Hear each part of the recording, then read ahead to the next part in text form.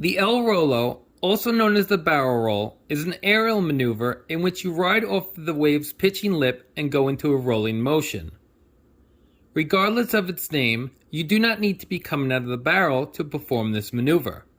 The pitching lip can appear at any time during your ride, especially at the wave's end or closeout section. When the waves are big, I myself won't usually hit the closeout section unless there is a tapering shoulder beyond it or a downward slope beyond the trough. If you're able to land on these transitions, your landing will be smooth and low impact. At my beach, the downward slope beyond the trough is usually only present during the higher tides. During low tide, the flats tend to drain out and become flatter, which can result in a high impact landing. Note, landing on the tapering shoulder is the most ideal spot, and is the equivalent to the landing when hitting the ramp coming out of the barrel. Knowing how to harness speed, your timing, and recognizing the proper section are the difficult parts of executing this maneuver. The roll itself will be easy and effortless as long as these aspects are in place. Although you don't need to be coming out of the barrel, you do want to be somewhat close to the pocket, as that is the power source which will aid your speed. The only time you should be shooting down the line and away from the pocket is when you are trying to outrun a fast braking or closeout section. If the wave is not critical with fast braking sections, then speeding down the line is usually a loss of opportunities. Your timing is an important aspect to landing the perfect El Rollo, so therefore you need to be conscious of what the lip is doing. When I myself am riding, I am constantly glancing at the upcoming section and the lip's positioning. A perfectly timed El Rollo is one where you approach the lip when it is just past vertical. If your timing is early, you will lack projection, and do what veteran bodyboarder Jay Reel refers to as the El Floppo. If your timing is late, your projection will get smothered by the lip. To combat this late timing, you can make yourself small by lowering your head and chest toward the board, essentially taking the shape of a spear so that you can pierce through the lip. Note, the worse the conditions are, the harder the waves will be to time. If you approach the lip with perfect timing but a lack of speed, you will fail to get the projection needed to launch, so therefore you need to learn how to harness speed. The pocket is an important tool. The closer you are to it, the more power and speed you will be able to harness. If you are riding the high line and draw up towards the lip with perfect timing and speed, you're just going to land parallel in the trough and get crushed by the crest. So you have to bottom turn in order to hit the lip at least a 45-degree angle. Hitting the lip at a 45-degree angle or more enables you to land perpendicular to the face and in front of the whitewater. Note, your bottom turn must be somewhat drawn out. Turning up the wave too sharp will result in a loss of speed. When you recognize that the lip is getting more vertical, turn down to the bottom of the wave. By turning down to the bottom, you're creating the space needed to draw up and get that 45-degree angle.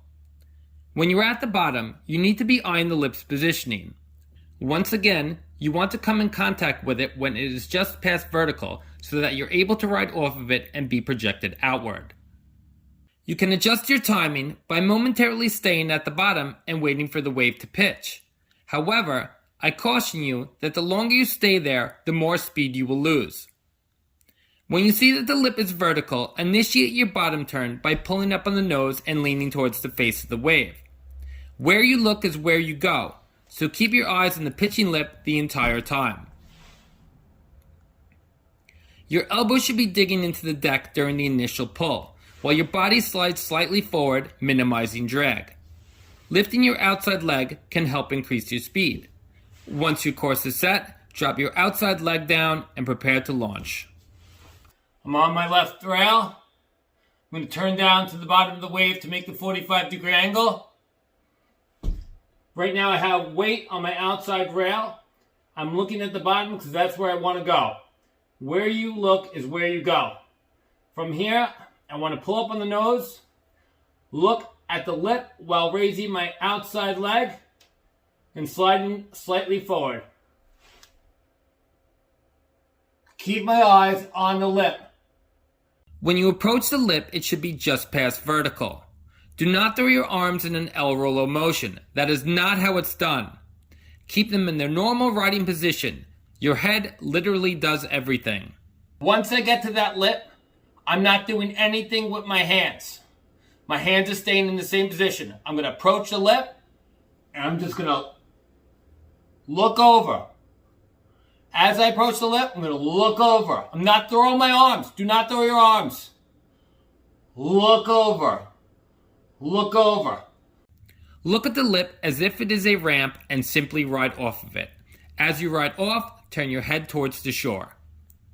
The trick is a simple head movement and nothing more. You don't throw your arms, you roll your head. You go from looking at the pitching lip to riding off of it to looking towards the landing. It's that simple. Let's try from the beginning. You're on your left rail. You got to drop down to the bottom and make space with a 45-degree angle. You're going to turn down to the bottom. Look where you want to go.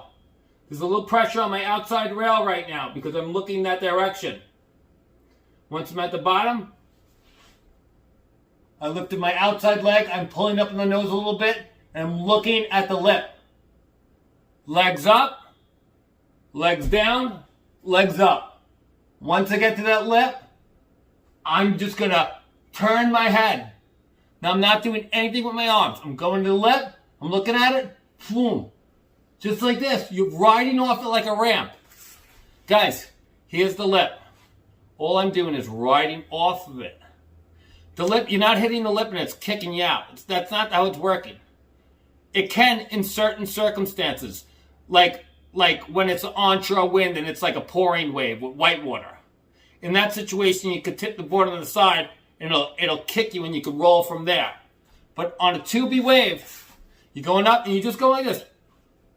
You're turning the head. It's so natural. It's a natural feeling. You don't have to strain. You don't have to, You don't have to do anything with your hands. Nothing with your arms. You stay like this. It's like this. That's it. It's kind of like a bottom turn. It feels the same. Boom. Boom. Your head is rolling, not your arms. Start again. Ready? You're on your left side rail. You got to go to the bottom of the wave to make space for the 45. You're looking. There's a little pressure on your outside rail. From here, you're going to pull up on the nose, slide forward, and keep your eyes on the lip. Outside leg slightly up. I drop it down.